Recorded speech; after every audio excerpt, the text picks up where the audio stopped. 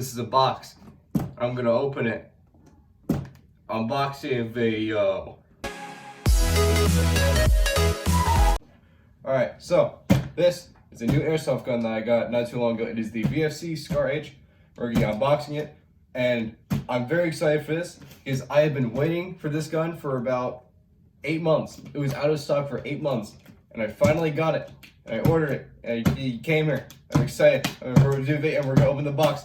And so I don't make this like every other generic unboxing video, I'm gonna get straight into it. Scissor, open box. Get out of here. This is another box. This is half a box inside the other box that was inside a box. This is a manual. This is a plastic bag with the gun inside it. This is the magazine inside a plastic bag. This is the gun. This is the magazine outside of the plastic bag. This is the magazine and the gun together. Alright, so onto the quick features with this gun. So see right there is the FN Hersel, or Hersel, however you pronounce it. Those are the trademarks. Flip-flop front and rear sights. Shoulder counter that locks back, and a working bolt release, which I am very excited to use. It's very fun. Ambidextrous safety.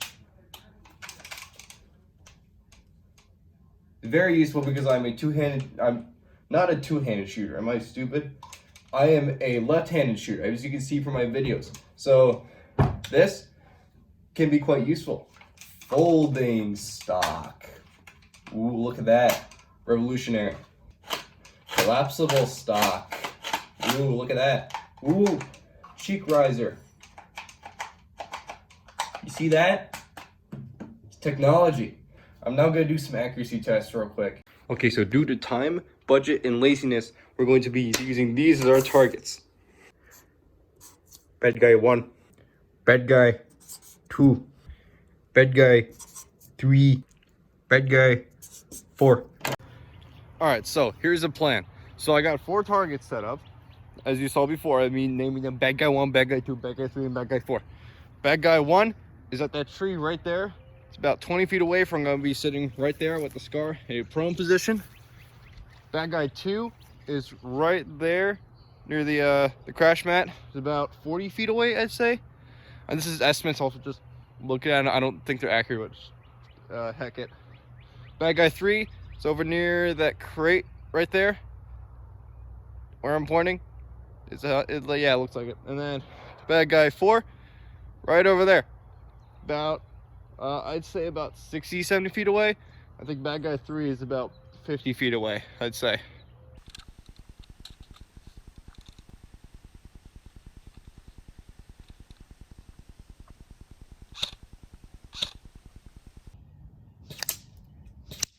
So as you can see, pretty good spread for 20 feet away.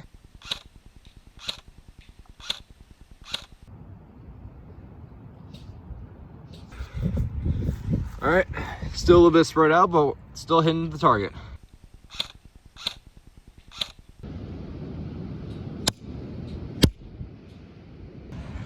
All right, still spread out a little more, but we're still hitting the target, which is good.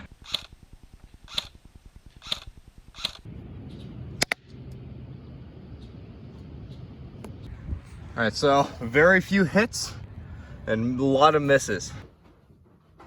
All right, so now on to a little more actual review part. So after the initial accuracy test, this thing has pretty mediocre accuracy. You'll be able to hit things pretty good up to like 40 to 50 feet away, as long as you can compensate for wind and the horrible hop up this thing has. At range, good luck, because again, I think the problems with accuracy at range are because of the terrible hop up this comes with, and as I said about 3 times now, I'm going to switch it out for a better hop up, so I can get the full range capacity out of this thing. And so a few things to know about this gun. That 1, it's heavy. It is quite heavy. Without the attachments and with no attachments, a full mag, and the battery in it weighs up at 7 pounds. With the attachments I have, what I have it on now, it comes with the 8.4 pounds. So obviously this is meant for individuals who have bigger arms. One thing to know about the charging handle is that when you pull it back, it will not always lock back. So sometimes you gotta like push in the bolt release a few times before it locks back. I'm not sure if it was just my model, but the front sight is a little wobbly. This is just nitpick stuff. Obviously, it doesn't change my overall opinion of the gun.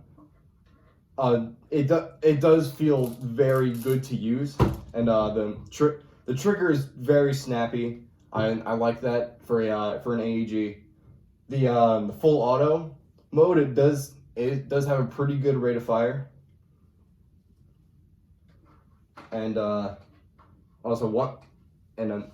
also another downside, if you want to get mid caps for this thing, they come in at like $30 per mid cap.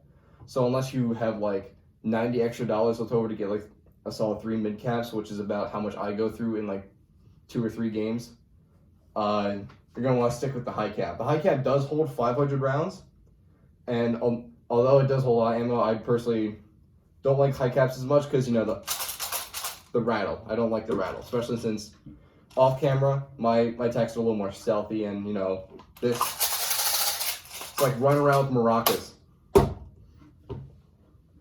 What else is there?